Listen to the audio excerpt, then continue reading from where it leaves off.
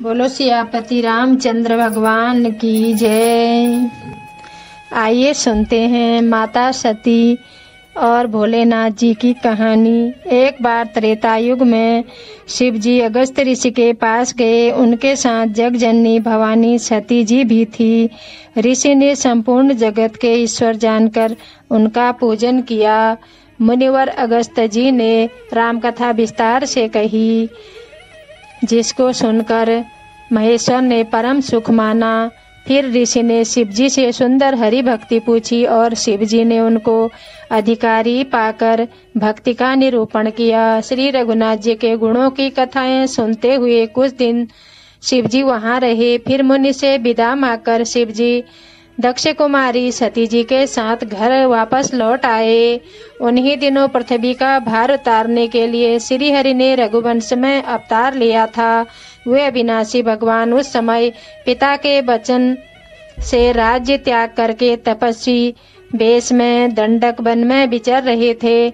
शिव जी के हृदय में बड़ी भगवान की दर्शन की लालसा हो रही थी, लेकिन वे सामने नहीं जाना चाहते थे, क्योंकि वो जानते थे भगवान ने गुप्त रूप से अवतार लिया है और उनके जाने से भेद खुल जाएगा।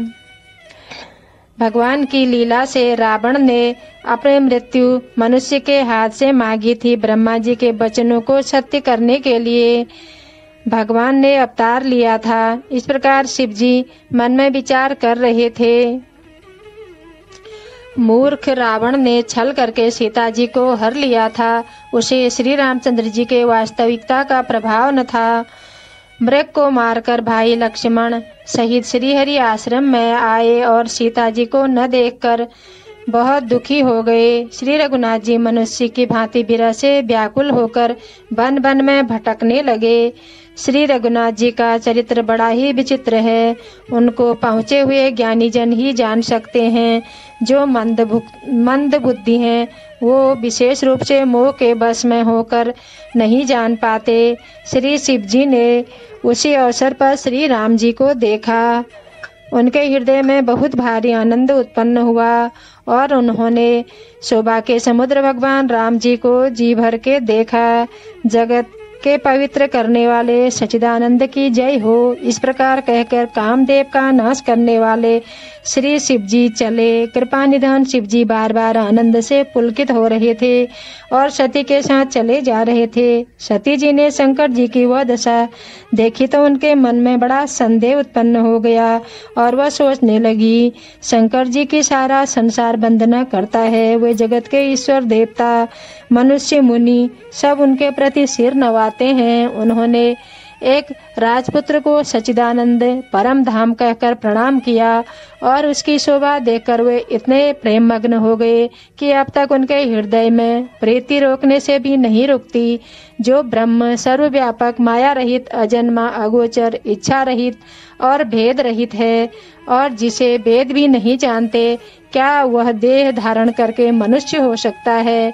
देवताओं के हित के लिए मनुष्य शरीर धारण करने वाले जो विष्णु भगवान हैं, वे भी शिव जी की ही भांति सर्वज्ञ हैं।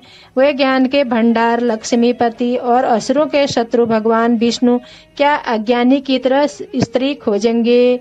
फिर शिव जी के वचन भी झूठे नहीं हो सकते। सब कोई जानते हैं कि शिव जी सर्वज्ञ हैं। सती के मन में इस प्रकार का अपार संदेह उठ खड़ा हुआ। किसी तरह भी उनके हृदय में ज्ञान का प्रादुर्भाव नहीं हुआ। यद्यपि भवानी जी ने प्रकट कुछ नहीं किया, पर अंतर्यामी शिव जी सब जान गए। वे बोले, हे सती सुनो, तुम्हारा स्त्री स्वभाव है, ऐसा संदेह मन में कभी न रखना चाहिए। जिसकी कथा अगस्त ऋषि ने हमको सुनाई वे मेरे इष्ट देव श्री रघुवीर हैं, जिनकी सेवा ज्ञानी मुनि सदा किया करते हैं। ज्ञानी मुनि योगी और सिद्ध निरंतर निर्मल चित्त से जिनका ध्यान करते हैं तथा वेद पुराण और शास्त्र नेति नेति कहकर जिनकी कीर्ति गाते हैं, उन्हीं सर्वव्यापक समस्त ब्रह्मांड के स्वामी मायापति नित्य परम स्वतंत्र ब्रह्म रूप भगवान श्री राम जी ने अपने भक्तों के हित के लिए रघुकुल में मणि रूप में अवतार लिया है। यद्यपि शिव जी ने बहुत समझाया, फिर भी सती जी के हृदय में संदेह ही रहा। महादेव जी मन में भगवान की माया का बल जानकर बोले, तुम्हारे मन में संदेह है तो तुम परीक्षा क्यों नहीं ले लेती? जब तक तुम मेरे पास लौट आओगी मैं इसी बड़ की छांव में बैठा हूँ। जिस प्रकार तुम्हारा यह अज्ञान जनित भारी भ्रम दूर हो, विवेक के द्वारा सोच समझकर तुम वही करना। शिव जी की आज्ञा पाकर सती चली और मन में सोचने लगी कि भाई क्या करूं, कैसे परीक्षा लूं। इधर शिव जी ने मन में अनुमान किया, दक्ष कन्या का कल्याण नहीं है। जब मेरे समझाने से भी संदेह दूर नहीं होता तब विधाता ही उल्टे हैं। अब सती का कुशल नहीं है, जो कुछ राम ने रच रखा है वही होगा। तर्क करके कौन शाखा बढ़ावे। मन में ऐसा कहकर भगवान शिव जी श्री राम का ध्यान करने लगे और सती जी वहां गई जहां सुख के धाम प्रभु रामचंद्र जी थे। सती बार बार मन में विचार कर सीता जी का रूप धारण करके उस मार्ग की ओर आगे चली जिसमें मनुष्य के राजा रामचंद्र जी आ रहे थे। सती ने बनावटी वेश बनाया। लक्ष्मण जी उसको देखकर चकित हो गए और उनके मन में बड़ा भ्रम हो गया। वे बहुत गंभीर हो गए, कुछ नहीं बोल सके। धीर बुद्धि लक्ष्मण प्रभु रघुनाथ जी के प्रभाव को जानते थे। सब कुछ देखने वाले और सबके हृदय की जानने वाले देवताओं के स्वामी श्री रामचंद्र जी सती के कपट को जान गए। जिनके स्मरण मात्र से अज्ञान का नाश हो जाता है वही सर्वज्ञ भगवान श्री रामचंद्र जी हैं। स्त्री स्वभाव का असर तो देखो कि वहाँ भी सती जी छिपा करना चाहती हैं। अपनी माया के बल को हृदय में बखान कर श्री रामचंद्र जी हंसकर कोमल वाणी से बोले। पहले प्रभु ने हाथ जोड़कर सती माँ को प्रणाम किया और पिता सहित अपना नाम बतलाया। फिर कहा कि वृषकेतु शिव जी कहाँ हैं? आप यहाँ वन में अकेली किस लिए फिर रही हैं? श्री रामचंद्र जी के कोमल और रहस्य भरे वचन सुनकर सती जी को बड़ा संकोच हुआ। वे डरती हुई शिव जी के पास चली। उनके मन में बड़ी चिंता हो गई कि मैंने शंकर जी का कहना नहीं माना और अपने अज्ञान का श्री रामचंद्र जी पर आरोप किया। अब जाकर मैं शिव जी को क्या उत्तर दूंगी? सती जी के हृदय में अत्यंत भयानक चिंता हो गई। श्री रामचंद्र जी ने जान लिया कि सती जी को दुख हुआ। तब उन्होंने अपना कुछ प्रभाव प्रकट करके उन्हें दिखलाया। सती जी ने मार्ग में जाते हुए यह कौतुक देखा कि श्री रामचंद्र जी, सीता जी और लक्ष्मण जी सहित आगे चले जा रहे हैं। पीछे की ओर फिरकर देखा तो वहां भी भाई लक्ष्मण जी और सीता जी के साथ श्री रामचंद्र जी सुंदर वेश में दिखाई दिए। वे जिधर देखते उधर ही प्रभु श्री रामचंद्र जी विराजमान हैं और सुचतुर सिद्ध मुनीश्वर उनकी सेवा कर रहे हैं। सती जी ने अनेक शिव ब्रह्मा विष्णु देखे जो एक से बढ़कर एक असीम प्रभाव वाले थे। भांति भांति के वेश धारण किए सभी देवता श्री रामचंद्र जी की चरण वंदना और सेवा कर रहे हैं। उन्होंने अनगिनत अनुपम सती, ब्रह्माणी और लक्ष्मी देखी। जिस जिस रूप में ब्रह्मा आदि देवता थे उसी के अनुरूप ये सब शक्तियां भी थी। सती जी ने जहाँ तहाँ जितने रघुनाथ जी देखे शक्तियों सहित वहाँ उतने ही सारे देवताओं को भी देखा। संसार में जो चराचर जीव हैं वे भी अनेक प्रकार से सब देखे। अनेक वेश धारण करके देवता प्रभु रामचंद्र जी की पूजा कर रहे हैं, परंतु श्री रामचंद्र जी का दूसरा रूप कहीं नहीं देखा। सीता सहित रघुनाथ जी बहुत से देखे, परंतु उनके वेश अनेक नहीं थे। वही रघुनाथ जी, वही लक्ष्मण और वही सीता जी। सती ऐसा देखकर बहुत ही डर गई। उनका हृदय कांपने लगा और देख की सारी शुद्ध बुद्ध जाती रही। वे आंखें मूंदकर मार्ग में बैठ गई। फिर आंखें खोलकर देखा तो वहां दक्ष कुमारी को कुछ भी नहीं दिख पड़ा। तब वे बार बार श्री रामचंद्र जी के चरणों में सिर नवाकर वहां चली जहां श्री शिव जी थे। जब पास पहुंची तब शिव जी ने हंसकर कुशल प्रश्न करके कहा कि तुमने श्री राम जी की परीक्षा किस प्रकार ली, सारी बात सच सच कहो। सती जी ने रघुनाथ जी के प्रभाव को समझकर डर के मारे शिव जी से छिपाव किया और कहा, हे स्वामिन, मैंने कुछ भी परीक्षा नहीं ली, आपकी ही तरह प्रणाम किया। आपने जो कहा वह झूठ नहीं हो सकता। मेरे मन में यह बड़ा विश्वास है। तब शिव जी ने ध्यान करके देखा और सती जी ने जो चरित्र किया था सब जान लिया। फिर श्री रामचंद्र जी की माया को सिर नवाया, जिसने प्रेरणा करके सती के मुंह से भी झूठ कहला दिया। सुजान शिव जी ने मन में विचार किया कि हरि की इच्छा रूपी भावी प्रबल है। सती जी ने सीता जी का वेश धारण किया, यह जानकर शिव जी के हृदय में बड़ा विषाद हुआ। उन्होंने सोचा कि यदि मैं अब सती से प्रीति करता हूँ तो भक्ति मार्ग लुप्त हो जाएगा और बड़ा अन्याय होगा। सती परम पवित्र हैं, इसलिए इन्हें छोड़ भी नहीं सकता। प्रकट करके महादेव जी कुछ भी नहीं कहते, परंतु उनके हृदय में बड़ा संताप है। तब शिव जी ने प्रभु श्री रामचंद्र जी के चरण कमलों में सिर नवाया और श्री रामचंद्र जी का स्मरण करते ही उनके मन में यह आया कि सती के इस शरीर से मेरी भेंट नहीं हो सकती। और शिव जी ने अपने मन में यह संकल्प कर लिया। स्थिर बुद्धि शंकर जी ऐसा विचार कर श्री रघुनाथ जी का स्मरण करते हुए अपने घर को चले। चलते चलते सुंदर आकाशवाणी हुई कि हे महेश, आपकी जय हो। आपने भक्ति की अच्छी दृढ़ता की।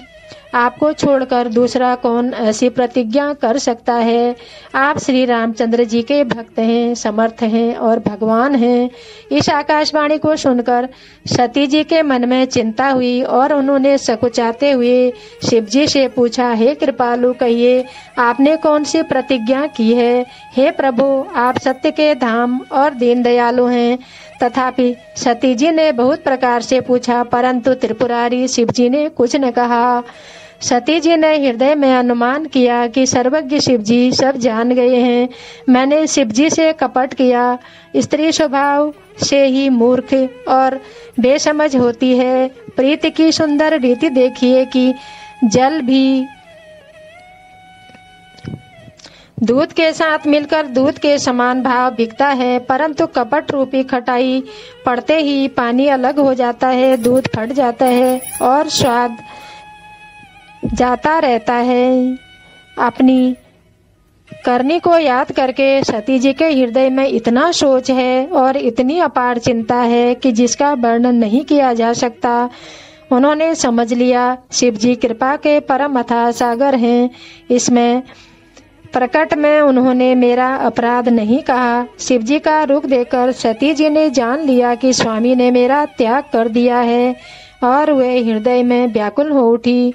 उनका पाप समझकर कुछ कहते नहीं बनता, परंतु हृदय कुम्हार के आंव के समान जलने लगा। वृषकेतु शिव जी ने सती को चिंतायुक्त जानकर उन्हें सुख देने के लिए बहुत कथाएं कही। इसी प्रकार मार्ग में विविध प्रकार के इतिहासों को कहते हुए विश्वनाथ कैलाश जा पहुँचे।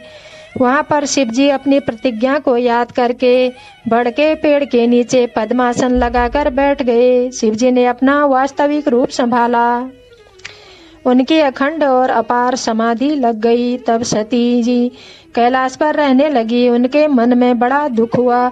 इस रहस्य को कोई कुछ भी नहीं जानता था। उनका एक एक दिन युग के समान बीत रहा था। सती जी के हृदय में नित्य नया और भारी सोच हो रहा था कि मैं इस दुख समुद्र के पार कब जाऊंगी। मैंने जो श्री रघुनाथ जी का अपमान किया और फिर पति के वचनों को झूठ जाना, उसका फल विधाता ने मुझको दिया।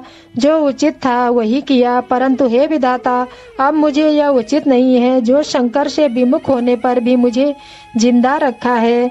सती जी के हृदय की ग्लानि कुछ कही नहीं जाती। बुद्धिमती सती जी ने मन में श्री रामचंद्र जी का स्मरण किया और कहा, हे प्रभु, यदि आप दीन दयालु कहलाते हैं और वेदों ने आपका यश गाया है तो आप दुख हरने वाले हैं, तो मैं हाथ जोड़कर विनती करती हूँ कि मेरी यह देह जल्दी छूट जाए। यदि मेरा शिव जी के चरणों में प्रेम है और मेरा यह प्रेम व्रत मन वचन और कर्म से सत्य है, तो हे सर्वदर्शी प्रभु, सुनिए और शीघ्र यह उपाय कीजिए जिससे मेरा मरण हो और बिना ही परिश्रम यह असह्य विपत्ति दूर हो जाए। दक्ष सुता सती जी इस प्रकार बहुत दुखित थी। उन्होंने इतना दारुण दुख था कि जिसका वर्णन नहीं किया जा सकता। 87,000 वर्ष बीत जाने पर अविनाशी शिवजी ने समाधि खोली। शिवजी राम नाम का स्मरण करने लगे। तब सती जी ने जाना कि अब जगत के स्वामी शिवजी जाग गए हैं। उन्होंने जाकर शिवजी के चरणों में प्रणाम किया। शिवजी ने उनको बैठने के लिए आसन दिया। शिवजी भगवान हरि की रहस्यमयी कथाएं कहने लगे। उसी समय दक्ष प्रजापति हुए थे। ब्रह्मा जी ने सब प्रकार से योग्य देकर दक्ष को प्रजापतियों का नायक बना दिया। तब दक्ष ने इतना बड़ा अधिकार पाया, उनके हृदय में अत्यंत अभिमान आ गया। जगत में ऐसा कोई नहीं पैदा हुआ जिसको प्रभुता पाकर मद न हुआ हो। दक्ष ने सब मुनियों को बुला लिया और वे बड़ा यज्ञ करने लगे। जो देवता यज्ञ का भाग पाते, दक्ष ने उनको आदर सहित निमंत्रित किया। किन्नर, नाग, सिद्ध, गंधर्व और सब देवता अपनी अपनी स्त्रियों सहित चले। विष्णु, ब्रह्मा और महादेव जी को छोड़कर सभी देवता अपना अपना विमान सजाकर चले। सती जी ने देखा अनेकों प्रकार के सुंदर विमान आकाश मार्ग से चले जा रहे हैं। सती जी ने भगवान भोलेनाथ जी से पूछा। तब शिव जी ने सब बात बताई। पिता के यज्ञ की बात सुनकर सती बहुत प्रसन्न हुई और सोचने लगी कि यदि महादेव जी मुझे आज्ञा दें तो इसी बहाने कुछ दिन पिता के घर जाकर रहूंगी, क्योंकि उनके हृदय में पति द्वारा त्यागी जाने का बड़ा भारी दुख था। पर अपना अपराध समझकर वे कुछ कहती न थी। आखिर सती जी भय, संकोच और प्रेम रस में सनी हुई मनोहर वाणी से बोली, हे प्रभु, मेरे पिता के घर बहुत बड़ा उत्सव है। यदि आपके आज्ञा हो तो हे कृपा धाम, मैं आदर सहित उसे देखने जाऊं।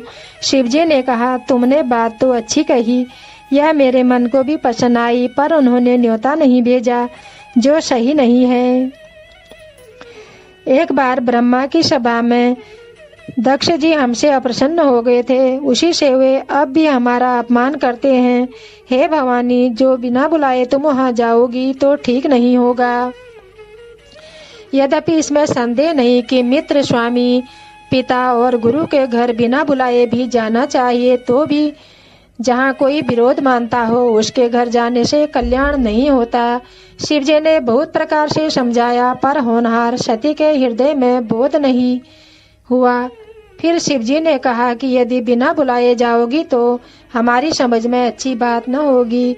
शिवजी ने बहुत प्रकार से कहकर देख लिया, परंतु जब सती किसी प्रकार भी नहीं रुकी, तब त्रिपुरारी महादेव जी ने अपने मुख्य गणों को साथ देकर उनको विदा कर दिया।